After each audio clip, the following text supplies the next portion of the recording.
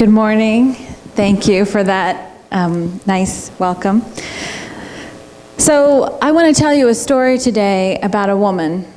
She's a woman not unlike myself, mid-30s, mid-level in her career, ambitious, career aspirations of moving up in the corporate world, possibly to senior manager or even CEO someday. But this woman, she has a problem.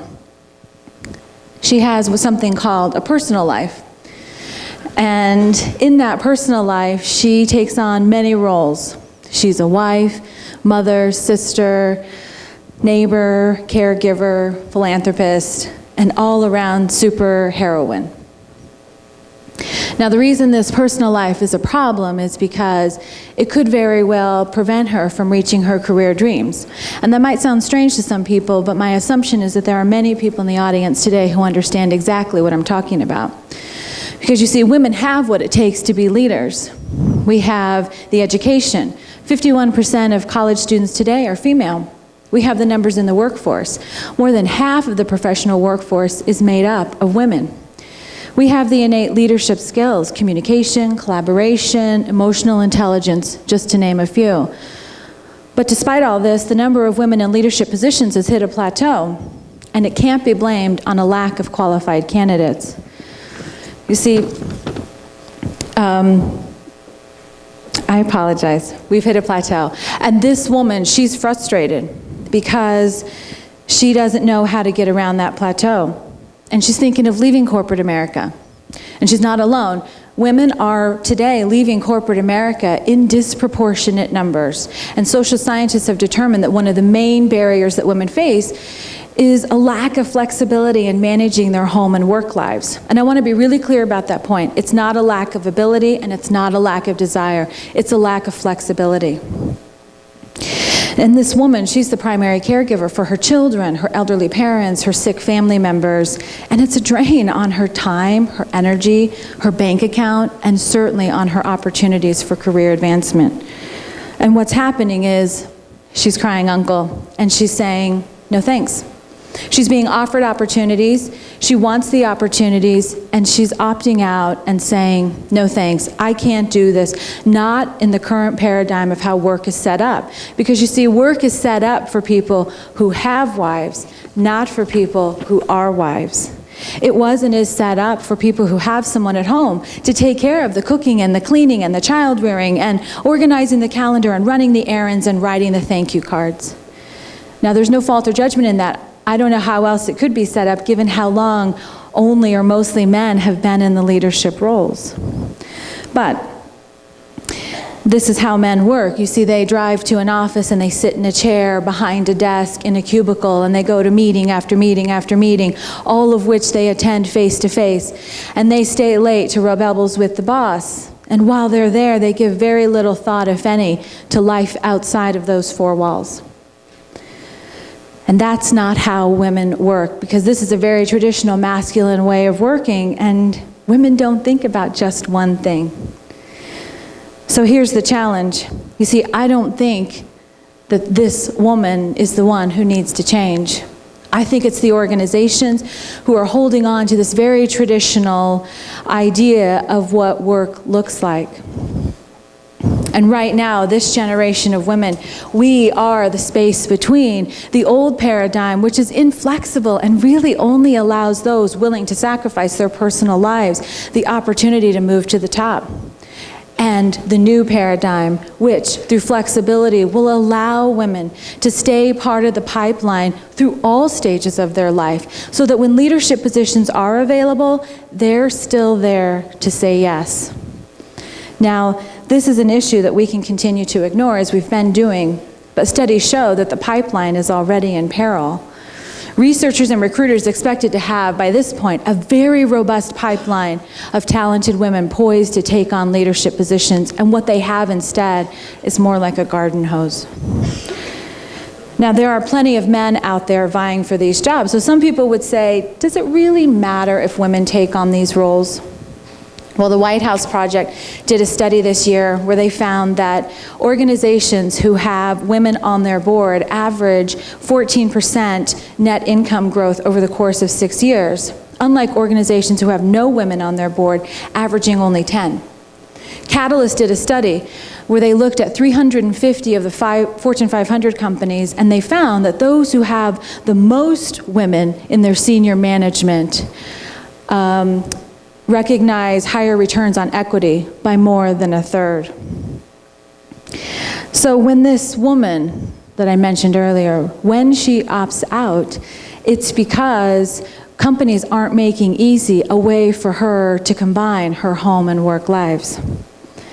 And some organizations, they feel like it's not our job to accommodate people's personal lives. Or I've heard it's not our goal to help employees or women balance their home and work lives. Now listen, if that's your organization, you are perfectly entitled to that MO. However, I challenge you to think about what it is undoubtedly costing you in talent, retention, culture, branding, turnover, absenteeism, and ultimately your bottom line. Anne-Marie Slaughter, she wrote an article this summer published in the Atlantic Monthly. It's an excellent article. If you haven't read it, please do. It's called Why Women Still Can't Have It All. She was giving a speech on it, and she talked about the fact that because women of this generation will live longer, they should enjoy having a family while still aiming for a successful career. I think that that is great advice, but research shows that when women try and do this in a traditional work environment, they burn out and they opt out. So what are you doing today to make sure your talented women can stay part of the pipeline? Are you ignoring or acknowledging the responsibilities that women in your organization have outside of work?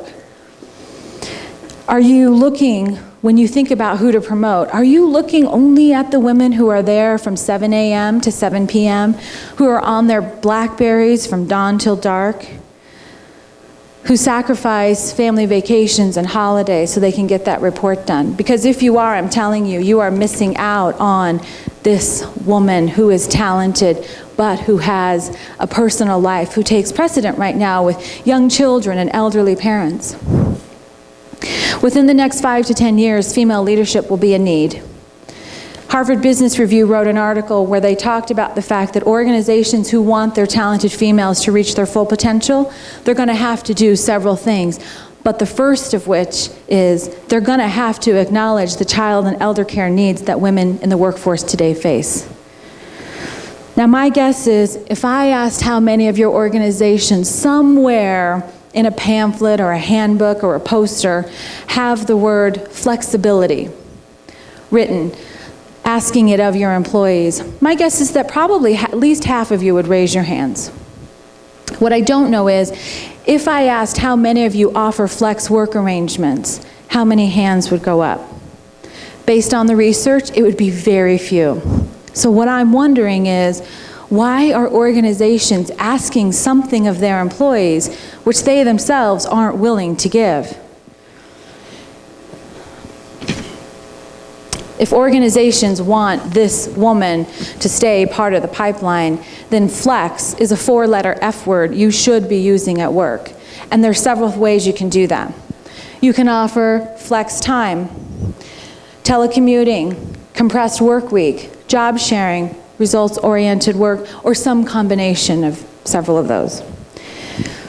Now, if you're a leader in your organization, there are several ways you can help your organization flex.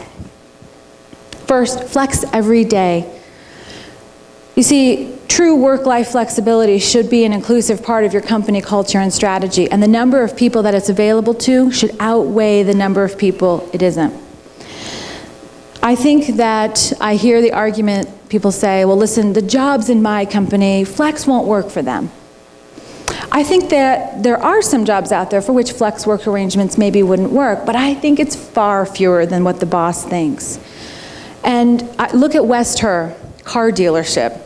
They offer their sales associates the opportunity to set their own hours, providing they meet a minimum annual sales quota. And that's a job you wouldn't traditionally think about as being able to use a flex work arrangement for. Second, when you flex, tell everybody. So if you offer flex work arrangements, publicize it. Local company headquartered here is called Synacor. I'm sure everyone's heard of them. They offer flex work arrangements, and they're not shy about it. It's all over their website. And think about the reputation they have with both active and passive job seekers. Everybody's connected to a Synacor recruiter. Third, help others flex. Nearly 1 in 3 supervisors say that employees who take advantage of flex work arrangements will never advance in their organizations. Now, these supervisors are sort of like unused muscles. You've got to loosen them up and help them understand how flexing can help them in terms of absenteeism, turnover, performance ratings, and overall their bottom line. And fourth, I want you to ask yourself, have you flexed lately? Now, no employee in their right politically savvy mind is going to take advantage of a flex work arrangement if their boss isn't doing it too. But maybe flex isn't for you, and that's okay. Then at least show your support for it when someone asks you for a flex work arrangement. Because keep in mind, particularly if it's a woman, what you're really saying yes to is keeping that very talented woman as part of the pipeline for your organization. Now, if you're not a leader, you're not off the hook. Stop suffering through a workday that kills you with stress. And raise your hand and please ask for what it is you really need and want. You need to take care of your ailing mother on Wednesdays, then ask for a compressed work week. If your husband loses his job and you need to save every penny that you can, then please ask to telecommute. If you're having marital issues and you need to see a therapist at 2:30 on Thursdays, then please ask for flex time. But understand that you deserve to work in a way that does not ruin your health and doesn't ruin your relationships with your family. So let me tell you what this particular woman did. 6 years ago, I put together a proposal to work from home 2 days a week. And for when I came back from maternity, and I pitched it to my 2 male bosses in my predominantly male, very conservative manufacturing company in a department that had never offered a flex work arrangement before. So I had good odds there. My career was really important to me, but I didn't want to sacrifice it when I became a mom. However, I also wasn't going to have a child only to never see her. So I needed a middle ground, and I got it. And I will tell you that on those days that I worked from home, I was more productive and had faster turnaround times than I ever did or have in the office. Over the course of the 4 years, I did a number of things. I managed and built a $10 million global program that was nominated for 2 industry awards. I earned certification after certification, I led global projects, and I earned a master's degree. I'm telling you, flex is a powerful tool of productivity, and if my bosses had said no when I made that proposal, I would have looked for a new job. And I would have robbed both myself and them of all these gains and more. Now, I've also asked for a flex work arrangement and not gotten it. And I share that with you because I need you to know it doesn't always go that way. You need it, you ask for it, and you don't get it, and you're gonna have to figure out what to do with that. But I'm going to share with you a lesson that I took away from one of my grad school professors, Dr. Melissa Wanzer. She's here today from Canisius College. She taught us a phrase, don't ask, don't get. And I want you to burn this into your memories, because when you ask for a flex work arrangement and the answer is no, the first time, the second time, the 5th time, remember, don't ask, don't get, which means you need to keep asking until you find the boss or the department or the company that says yes, because you deserve it, and frankly, so do they. Now, if your organization doesn't already offer a formal or informal flex policy, then I hope and pray that something I've said here today gets this on your radar for 2013.